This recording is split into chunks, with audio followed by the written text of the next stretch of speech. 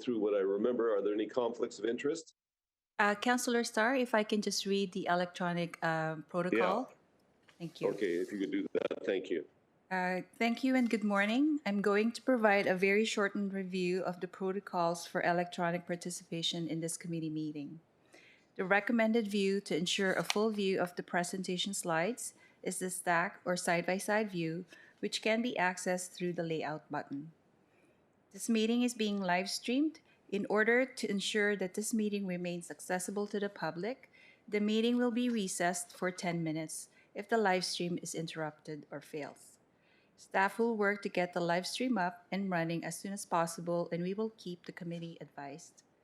If you wish to speak, please raise your hand by clicking on the hand icon located to the right of your name in the participant list. Speakers list will be determined based on members who have raised their hand using the icon. Recorded votes are not allowed at committee meetings. The committee chair or I will call for any objections. If you have an objection, please indicate your name and objection. If no objections are stated, the motion will be deemed to be approved. If you are participating electronically and you are leaving the meeting, please send an email to council@pilreggion.ca to indicate that you are leaving the meeting. If you leave the meeting for any votes thereafter, you will be marked as absent. We shall now commence the meeting with a roll call. Please indicate your presence by responding here when called upon. Councillor Demerla? I don't see her yet. I'll skip her. Councillor Dillon? Okay, not here yet. Councillor Fortini? Morning, I'm here. Thank you. Chair Anika? Here. Thank you. Councillor Innes? She hasn't arrived yet. She's not going to be here today. Oh, no? Okay. Councillor Mahoney? Good morning. Thank you. Councillor Ras? Present. Thank you. Councillor Sinclair? Here. Thank you. Councillor Starr? Yes, here. Thank you. So I will now pass it over to Councillor Starr to preside over the meeting. Thank you. Okay, so you'll have to bear with me, folks. I'm having problems with my, I guess, my WebEx meetings and just generally with the internet. But I'll try to remember. I think the first thing, and maybe Madam Clerk can help me with this. First thing I would think is the approval of the agenda. Yes. First is the declaration of conflict of interest, Councillor Starr, if any. Yeah, I asked that. I'm sorry. Declaration of any conflicts, and seeing none. Approval of today's agenda. Yes. At this time, we have not received. Councillor Sinclair sent a note asking that there be an addition to new business, or I guess it's old business, but it's new business, and we can bring that on at the end of the meeting if that's satisfactory to everybody. Councillor Sinclair, is that okay by you? Well, it would become a walk-on motion. Maybe I should attempt to put it on the agenda at the next meeting. Okay. Would that suit you better then? Yes. Thank you. Okay, let's do that then. So noted. And with that, will you move the agenda? We need a mover, Councillor Starr. Yes, sir. Thank you. Okay. All in favor? Don't see anybody opposing. And next on the list is the minutes of the previous meeting. Councillor Starr, it's delegations. We don't have any delegations at this time. Okay, delegations. Thank you. I'm trying to go from memory, and my memory is good, but it's short. That's okay. Anyway, okay, there are no delegations. The next item? It will be the report on municipal hazardous and special waste transition to full producer responsibility update, impact of financial regulation. It is a for information report, and Norm is available to give an update. Now, do we require a presentation, or is that just for information only? It's a for information report, and there is no presentation with it, Councillor Starr. but Norm is available if the committee has any questions. If I may, I'm happy to walk the committee through the report if you want, or I'm happy just to take questions. Okay, so let's do that. I see Councillor Sinclair's hand is up. Councillor Sinclair, you have a question? Yes, Or- thank you. I think it's on page 2. There's a section key provisions of the HSP regulation. Excuse me, Councillor Sinclair, you're cutting off, so if you can please turn off your video.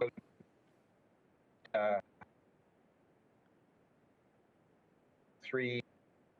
Councillor Sinclair? Okay, thank you. Hear me now? Yes, thank you. Requires, so page 2, key provisions of the HSP regulation, 4th bullet point under that item. They're talking about collection sites in each municipality. And I'm wondering, is this privatization and producer responsibility require them to have their own sites in each municipality? And if so, does that mean zoning? And if it means zoning, they've got to find sites and get them zoned accordingly, and that's going to take a long time. That's my question. I guess. Sorry, if they want to develop a new site that's similar to our community recycling centers, they would have to either put it in an area that's zoned for that use, or they would have to seek zoning.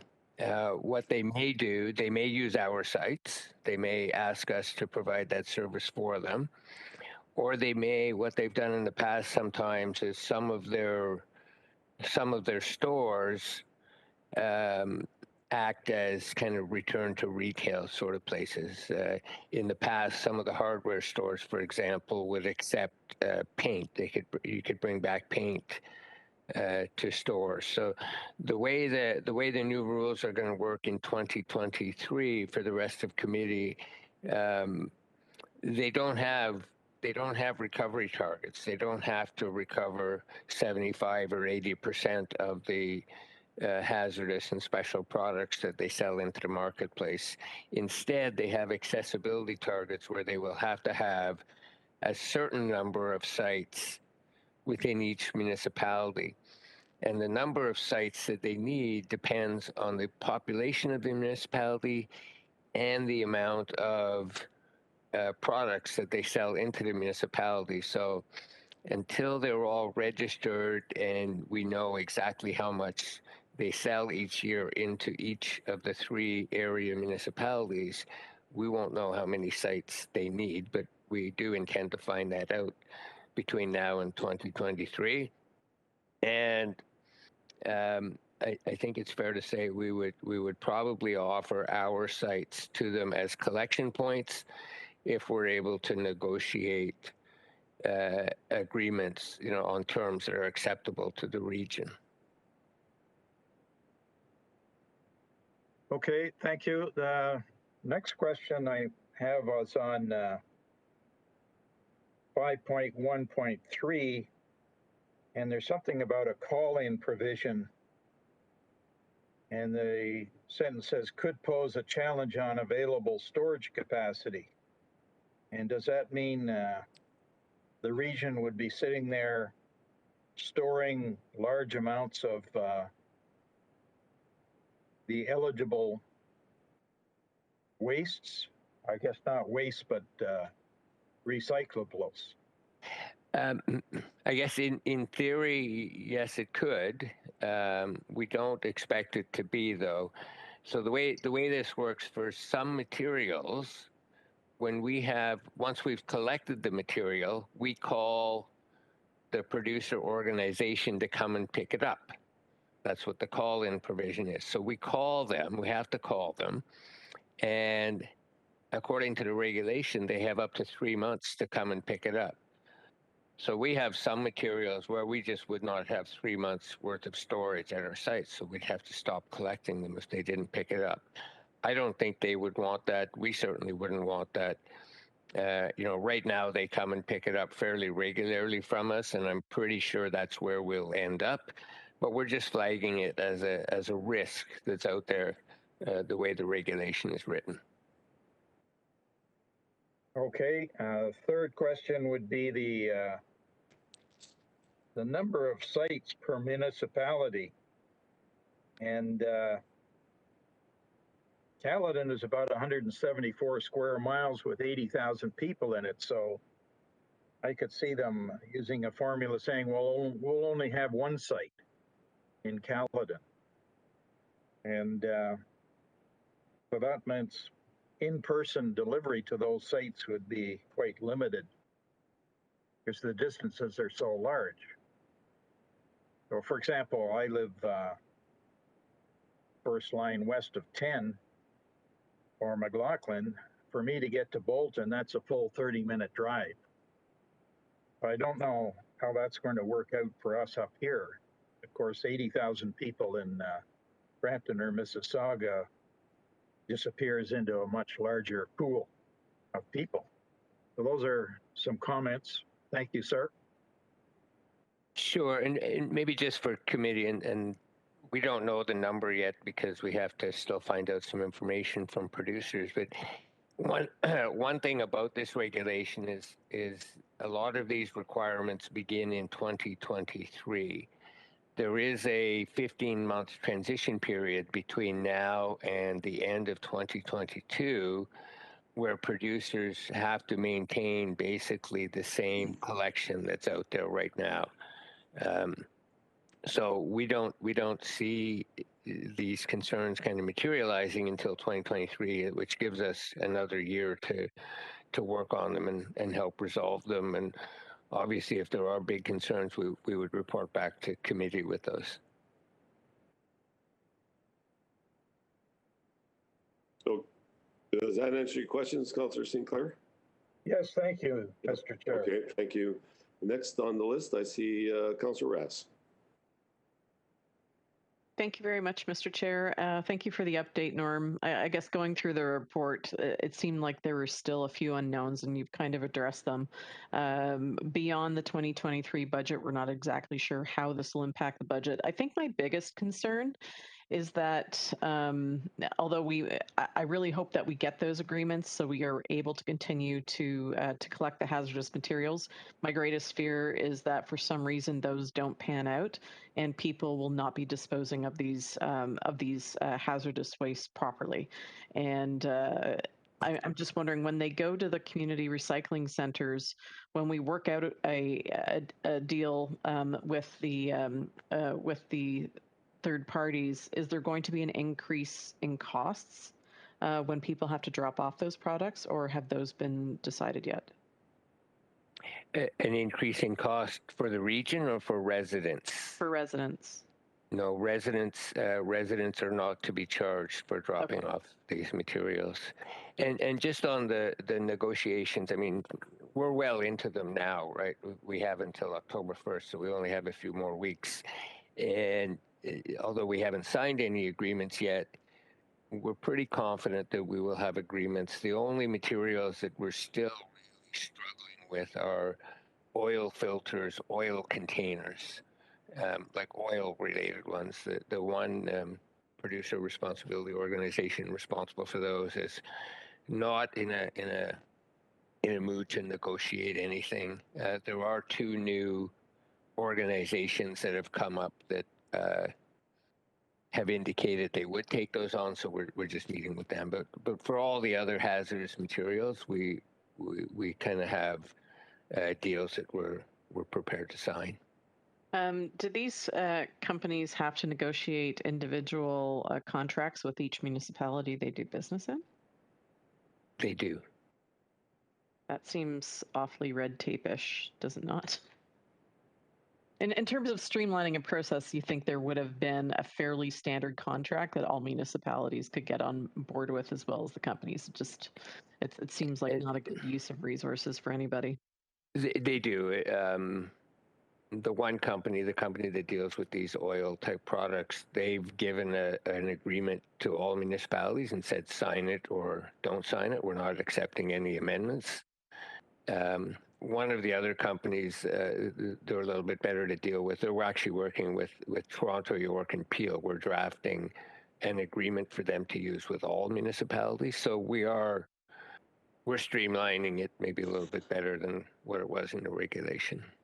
Okay, perfect. Thank you, Norm, for the update. Appreciate it. Happy to move the report, Mr. Chair, if there's no other questions. And I don't see any other hands up. Okay, it's been moved. Receipt of the report. All in favor? Carried. Next item, Madam Clerk, if you... Yes, it's the transition of the Blue Box program to full producer. Bring up my agenda. Okay, item 5.2 is the transition of the Blue Box program to full producer responsibility. It's a September 2021 update for final Blue Box regulation, and it has a recommendation.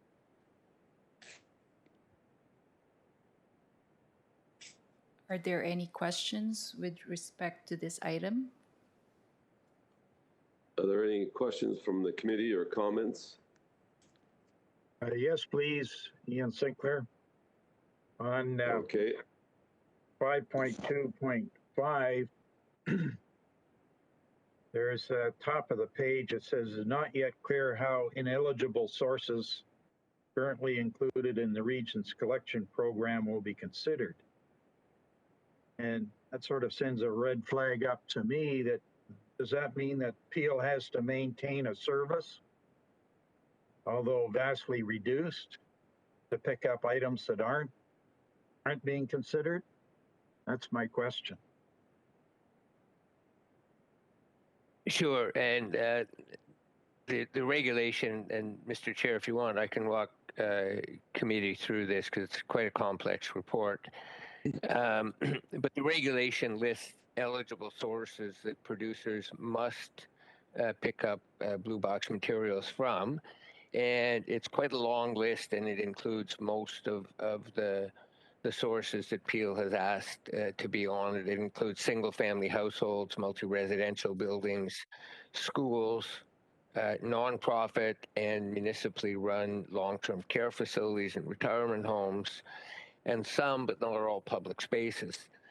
What it does not include as eligible sources, there are some locations that Peel currently collects from that are not included. We have some small industrial commercial sources in BIAs, some municipal facilities such as community centers, libraries, civic centers, and some non-residential locations such as shelters and places of worship. We currently provide blue box collection to all of those, and they're not listed as eligible sources in the regulation, so producers don't have to collect from them.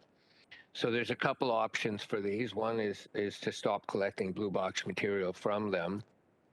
Another is for Peel to collect them separately from what the producers do, and we would incur costs for doing that. And the third one, and I think it's the one preferred by staff that we would recommend, is that it be included in the collection, and then we do an adjustment, and we would have to pay the cost of that, but it would be much cheaper to collect it as part of the main collection system as we're doing right now. And just as a cost, I think we're estimating the cost of that to be somewhere in the neighborhood of $500,000 a year. So yeah, that is something, and that'll be subject to negotiations and discussions with producers and service providers. Okay, thanks, Norm. It is a complex topic and very well written report. Thank you. Okay, thank you.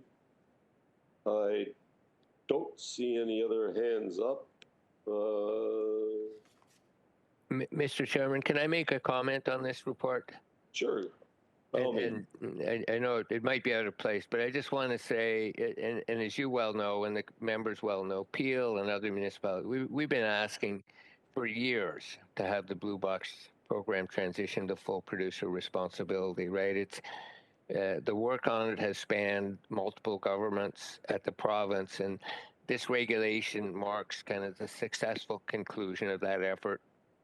And it includes much of what we've asked for.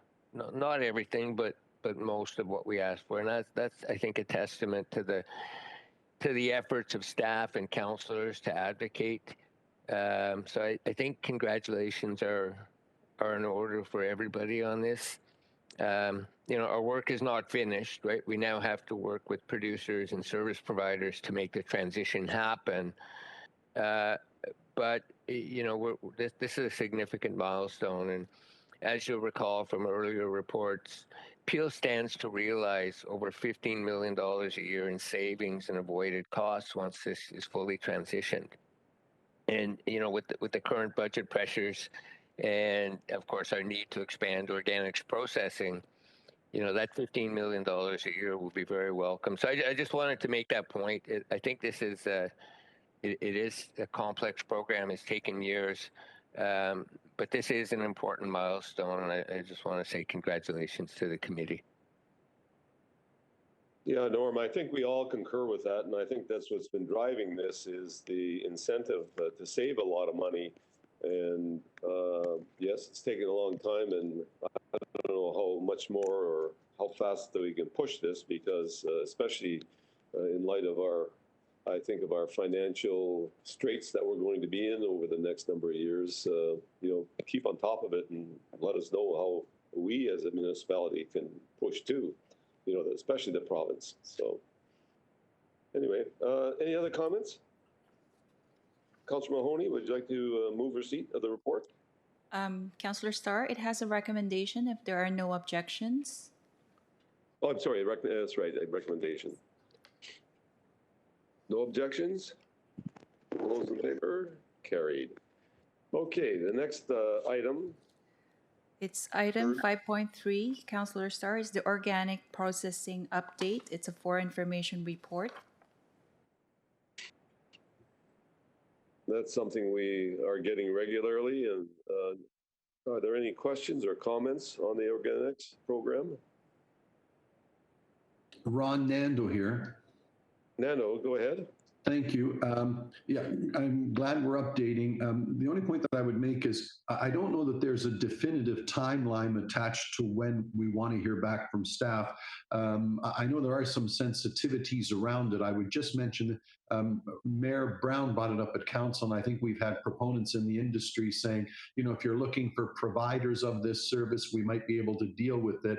But then, and I'm sure it's a business ploy as well, but you'd better hurry because there's only so much capacity, and other institutions, municipal, regional governments are looking for capacity as well. So if we can just, for fear that there's a window here that may close on us, do we have an idea of when the staff may be coming back to us? I would hope sooner rather than later, to say we've scoped out what's out there and what may or may not be available to us.